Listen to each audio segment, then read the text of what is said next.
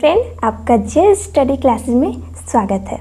अभी तक हम हेलो एल्केन तथा हेलो एरेन के बारे में पढ़ रहे हैं। आज का हमारा लेक्चर 10 है और कितना अच्छा है, देखिए चैप्टर भी 10 है और लेक्चर भी 10 है। चलिए आज हम क्या पढ़ेंगे ये देखिए। आज हम पढ़ेंगे SN1 व SN2 क्रियाविधि का ध्रुवण घूर्णक एल्किल हैलाइड से। हम इससे पहले पढ़े थे ध्रुवण घूर्णकता क्या होता है, विन्यास का प्रतिलोमन क्या होता है, विन्यास का धारण क्या होता है, प्रतिलोमन, ये इन सब के बारे में पढ़े थे। लेकिन हमारा एक टॉपिक बाकी था, उसे हम आज के वीडियो में कवर कर देंगे। और इसके साथ आज हम देख लेंगे कि सैडजेब रूल क्या होता है। चलिए अपने टॉपिक पर आते हैं। उम्मीद करती हूँ कि आप वो लेक्चर देखकर ही ये वाला लेक्चर देख रहे होंगे। सबसे पहले हम देख लेते हैं, इसमें हम हेडिंग बना लेते हैं SN2 रिएक्शन। ठीक है, SN2 रिएक्शन क्या, इसका हम क्रियाविधि देख रहे हैं। ठीक है, हमने SN2 केवल लिखा है और SN2 लिख लिए। बस यहाँ पर एक पॉइंट बस लिख लीजिएगा, क्या कि ध्रुवण घूर्णक हैलाइडों में SN2 अभिक्रिया विन्यास के प्रतिलोमन के साथ संपन्न होती है। हम एक बार यहाँ लिख दे रहे हैं, हमने यहाँ पर लिख दिया SN2। देखिए ध्रुवण घूर्णक हैलाइडों में SN2 अभिक्रिया विन्यास के प्रतिलोमन के साथ संपन्न होती है। हम आपसे क्यों बोल रहे हैं कि इससे पहले वाला वीडियो देख कर आइए, क्योंकि हम वहाँ पर बता चुके हैं विन्यास के प्रतिलोमन क्या होता है। जैसे हम एक एग्जाम्पल लिए थे, एग्जाम्पल हम क्या लिए थे, 2-क्लोरोब्यूटेन। ठीक है, 2-क्लोरोब्यूटेन हम लिए थे जब हम विन्यास के प्रतिलोमन पढ़ा रहे थे। और इसका हम स्ट्रक्चर कैसे बनाए थे, इसका हम स्ट्रक्चर बनाए थे, एक कार्बन यहाँ पर और क्लोरीन यहाँ पर जुड़ा था, हाइड्रोजन यहाँ पर जुड़ा था और एक CH3 जो है यह पीछे की तरफ था और आगे की तरफ CH3 था। यही था, हमने एग्जाम्पल लिया था विन्यास के प्रतिलोमन में। इसमें क्या होता है, SN2 अभिक्रिया में इसमें कुछ ज़्यादा चेंजिंग नहीं होता है। यहाँ पर OH निगेटिव अटैक मारता है। SN2 अभिक्रिया आपको पता ही होगा कि SN2 अभिक्रिया केवल एक पद में संपन्न होता है। ठीक है, इसका भी लेक्चर हम आपको बता चुके हैं और ये तो पता चल गया कि ये एक पद में होता है। इसका मतलब क्या हुआ कि जैसे OH आता है ये क्या करता है, Cl को हटा देता है। अब यहाँ पर हम डायरेक्ट संक्रमण अवस्था ना दिखाकर डायरेक्ट रिएक्शन करा रहे हैं। अब विन्यास का प्रतिलोमन हमने आपको क्या बताया था कि प्रति जहाँ लग जाए उसका मतलब क्या होता है, अपोजिट। अपोजिट का होने का मतलब क्या हो, इस सारे फिगर को ही ये चेंज कर देता है OH। कैसे, अब इस Cl का स्थान तो OH लेगा लेकिन प्रति कर देगा, मतलब इसका स्ट्रक्चर क्या कर देता है, उल्टा। देखिए कैसे, अब यहाँ पर हाइड्रोजन इस साइड जुड़ा हुआ है तो यहाँ पर हाइड्रोजन इस साइड जुड़ जाता है और यहाँ पर CH3 इस तरह डॉट डॉट डॉट मतलब अंदर की तरफ जुड़ा हुआ है तो ये इस साइड जुड़ जाता है और यहाँ पर CH2 CH3 इस साइड जुड़ा है तो यहाँ पर ये जुड़ जाता है इस साइड से। ठीक है, और हो क्या जाएगा, CH2 CH3 और यहाँ से क्लोरीन निकल जाता है और OH यहाँ पर आकर जुड़ जाता है। और ये रहा SN2 क्रियाविधि। हमने सारी चीज़ बता दी, बस SN2 अभिक्रिया बस इतना ही है और ज़्यादा कुछ नहीं है। अब ध्यान से पढ़ लेंगे एक बार NCERT, आपको सब कुछ समझ में आ जाएगा। बस SN2 अभिक्रिया क्या होता है। अब हम देख लेते हैं SN1 क्या होता है। SN1, ठीक है, अब इसके बारे में हम देख लेते हैं SN1 क्या होता है। हमने यहाँ पर भी लिख लिया SN1 के लिए क्या, ध्रुवण घूर्णक एल्किल हैलाइडों के लिए SN1 अभिक्रिया रेशमीकरण के साथ संपन्न होता है। अब रेशमीकरण क्या होता है, इसके लिए आपको लेक्चर 9 देखना होगा। ठीक है, अब देखिए हमने SN1 अभिक्रिया पढ़ा और हमें याद ये भी है कि SN1 अभिक्रिया जो है यह 2 चरणों में कंप्लीट होता है। अब यहाँ पर हम क्या देख रहे हैं, यहाँ पर भी हम वही एग्जाम्पल देंगे, क्या, 2-क्लोरोब्यूटेन। ठीक है, 2-क्लोरोब्यूटेन। अब इसका हम स्ट्रक्चर वैसे ही बनेगा। ठीक है, यहाँ पर क्लोरीन लग जाएगा, यहाँ पर हाइड्रोजन, एक CH3 अंदर की तरफ हो जाएगा और एक CH2 CH3 बाहर की तरफ हो जाएगा। आप चाहे तो इसे C2H5 भी लिख सकते हैं। ठीक है, अब यहाँ पर क्या होता है, यहाँ पर OH आकर अटैक मारता है। सबसे पहले OH तो आता नहीं है, सबसे पहले ये 2 पद में कंप्लीट हो रहा है तो पहला पद हमारा ये हो रहा है। इसमें क्या होगा, देखिए पहले पद में क्या होता था कि जो भी हैलाइड रहता है वो बाहर निकल जाता है, पहले पद में कार्बोकैटायन बनता है। कार्बोकैटायन कैसे बनता है, यहाँ पर C रहता है और यहाँ पर हाइड्रोजन रहेगा और यहाँ पर CH3 रहेगा वैसे ही, और यहाँ पर CH2CH3 रहता है और यहाँ से निकल क्या जाता है Cl-। अब यहाँ पर जैसे निकलता है और कार्बन 4 बॉन्ड बनाता है, एक तो निकल गया तो इसके कारण यहाँ पर एक पॉजिटिव चार्ज आ जाता है। इससे हम कहते हैं कार्बोकैटायन। ठीक है, अब दूसरे पद में क्या होता है, दूसरे पद में भी हम देख ले रहे हैं। दूसरा पद क्या करता है कि ये जो कार्बोकैटायन बन चुका है इस पर क्या होता है OH अटैक मारता है। OH अटैक मारने का मतलब क्या हुआ, देखिए पहले हम बना दे रहे हैं। H हो गया, यहाँ पर CH3 आ जाएगा और यहाँ पर CH2CH3। अब यहाँ पर क्या करता है OH निगेटिव अटैक मारता है। जैसे ही अटैक मारता है तो क्या होता है कि ये इसके साथ जुड़ जाता है। अब पॉइंट यहाँ पर हमने एक लिखवाया है यहाँ पर कि ध्रुवण घूर्णकता एल्किल हाइलाइडों के लिए SN1 अभिक्रिया रेशमीकरण के साथ संपन्न होता है। हमने आपको क्या बताया था कि रेशमीकरण आ गया तो मतलब यहाँ पर L रूप और D रूप दोनों बनता है।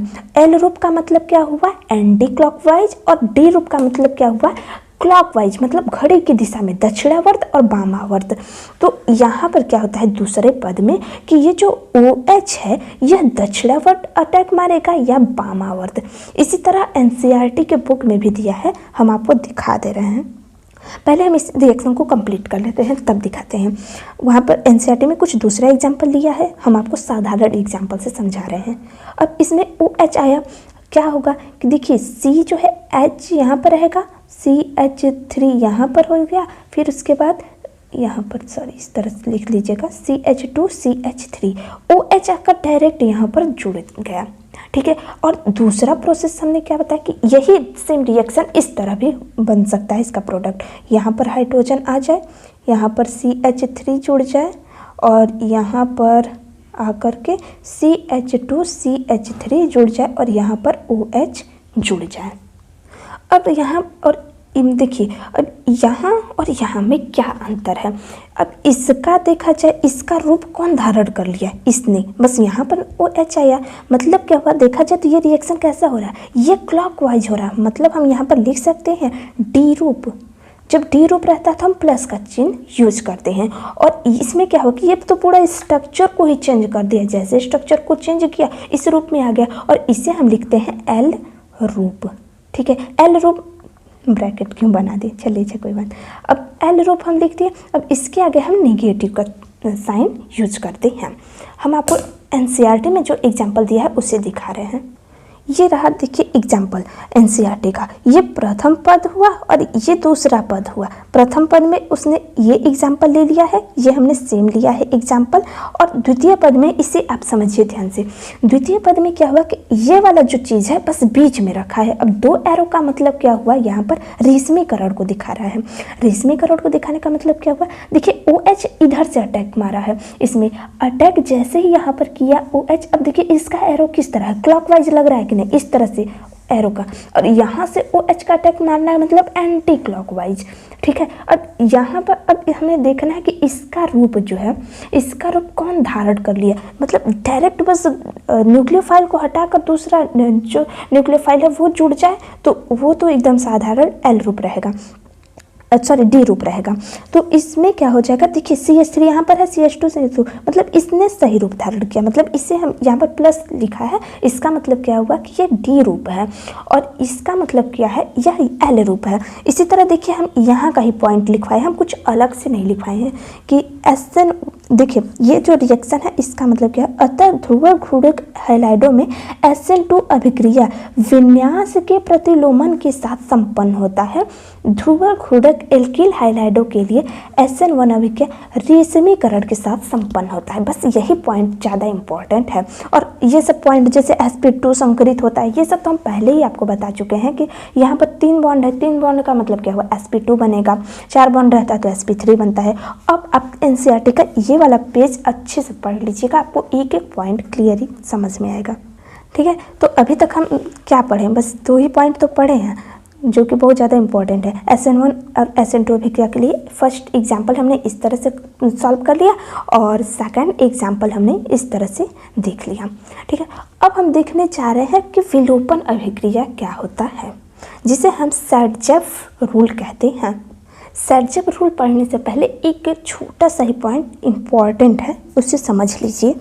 ठीक है, समझ लीजिए या फिर नोट कर लीजिए।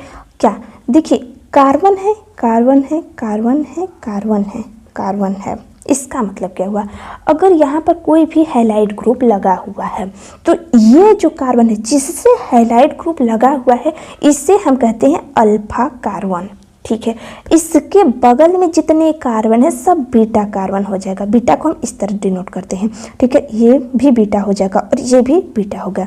ठीक है, अब देखिए अल्फा हो गया, बीटा हो गया। बीटा के बगल में जो आता है उसको हम कहते हैं गामा। अगर इसके बगल में ही एक आध कार्बन और होता तो उसे हम कहते हैं डेल्टा। इतना पॉइंट याद रखिएगा। देखिए हाइड्रोजन ग्रुप जिस कार्बन से लगा है उसे हम अल्फा कहते हैं। अल्फा के बगल में जितने कार्बन है सब बीटा कहलाते हैं। बीटा के बगल वाला कार्बन गामा कहलाता है। गामा का बगल वाला कार्बन डेल्टा कहलाता है।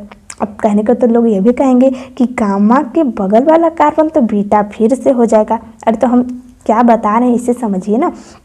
गामा का बगल वाला इस डेल्टा को पूछ रहे हैं। ये तो हमें पता ही है कि बीटा के बाद ही तो डेल्टा आया है। ये पॉइंट याद रखिएगा। ठीक है, अल्फा, बीटा, गामा, डेल्टा कहाँ कहाँ यूज होगा सब, क्योंकि हम ये पॉइंट क्यों बताए हैं, क्योंकि इसका यूज सर्जेफ रूल में है। हमने यहाँ पर हेडिंग और डिफिनेशन दोनों लिख लिया है, मतलब हेडिंग और परिभाषा।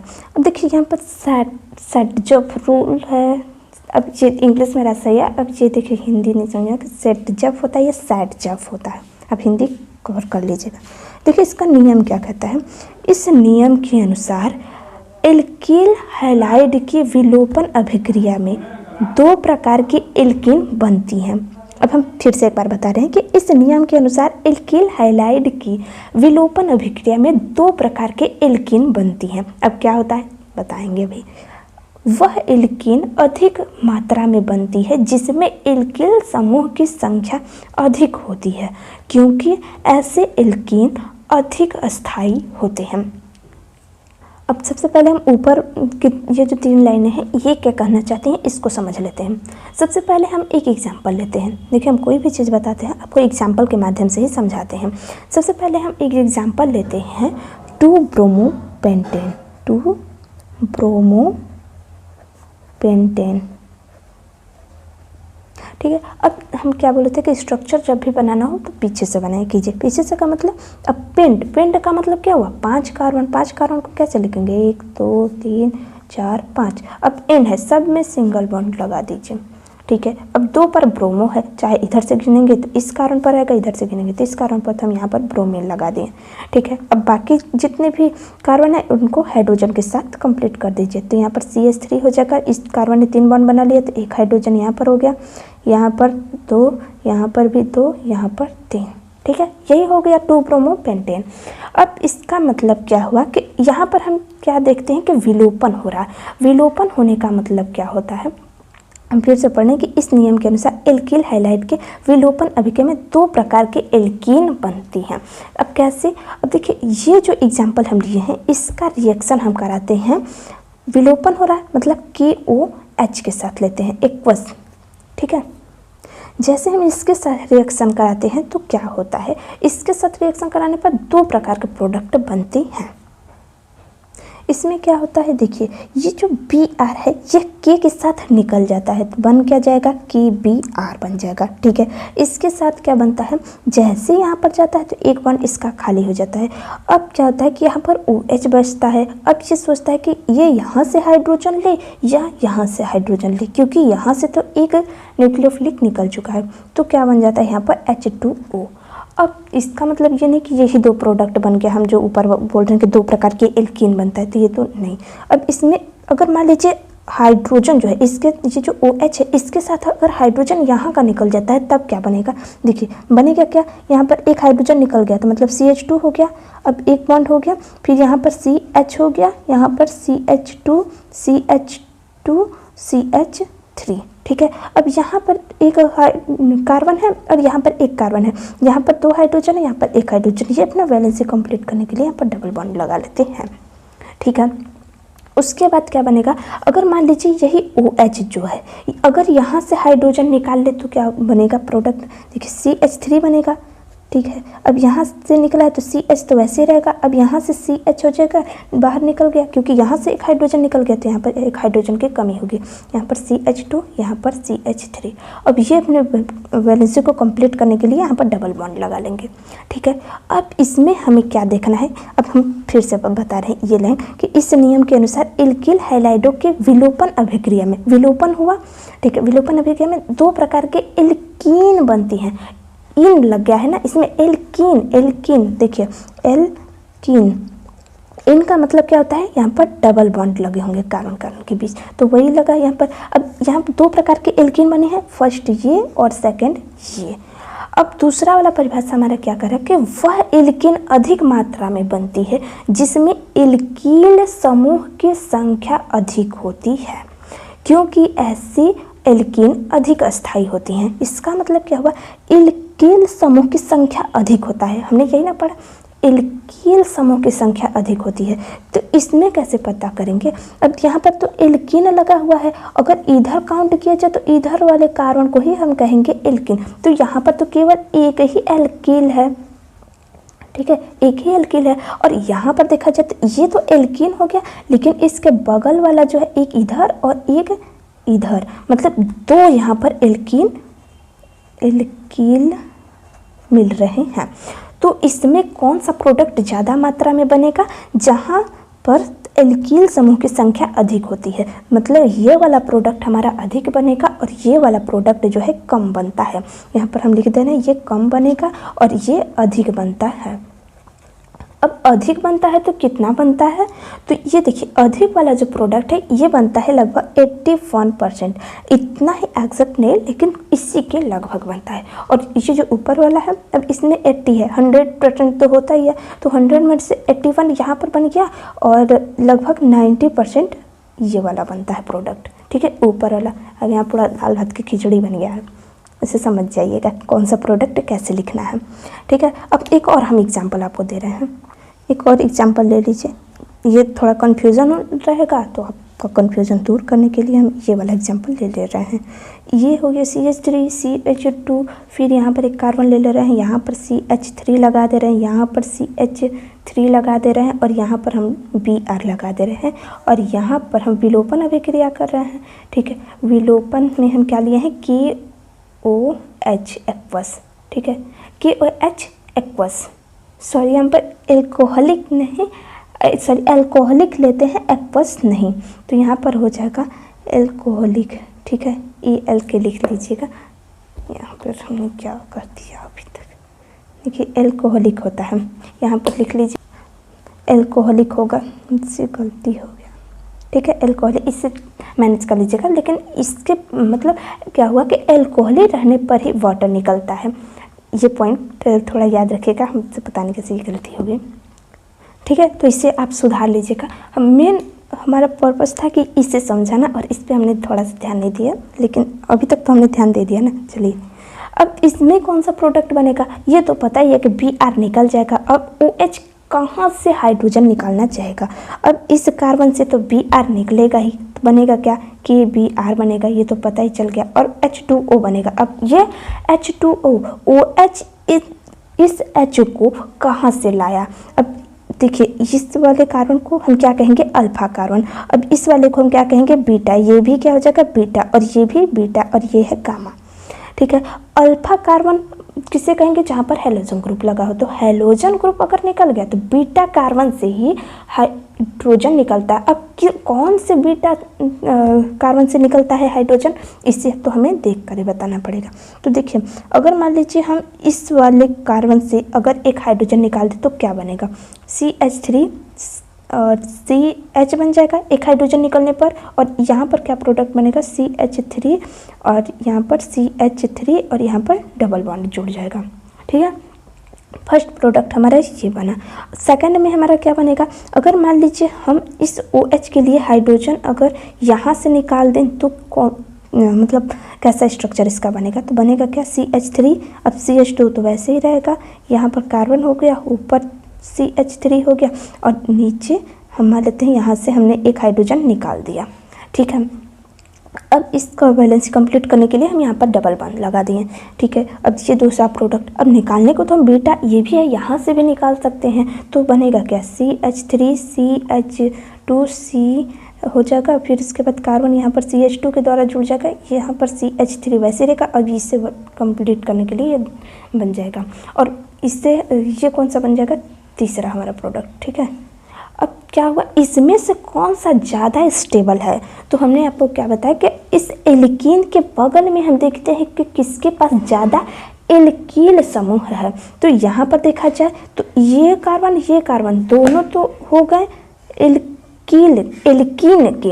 अब एल्कील देखना है, एल्कील मतलब सब में सिंगल बॉन्ड होना चाहिए, एल्कीन मतलब इसमें मतलब जिसमें डबल बॉन्ड हो, तो ये दोनों तो एल्कीन हो गए और ये वाला 3 एल्कील है, मतलब यहाँ पर 3 एल्काइल ग्रुप है। ठीक है, अब इसमें देखते हैं यहाँ पर ये कार्बन तो एल्कीन है, लेकिन इसके बगल में ये वाला और ये दोनों मतलब यहाँ पर 2 एल्काइल ग्रुप है।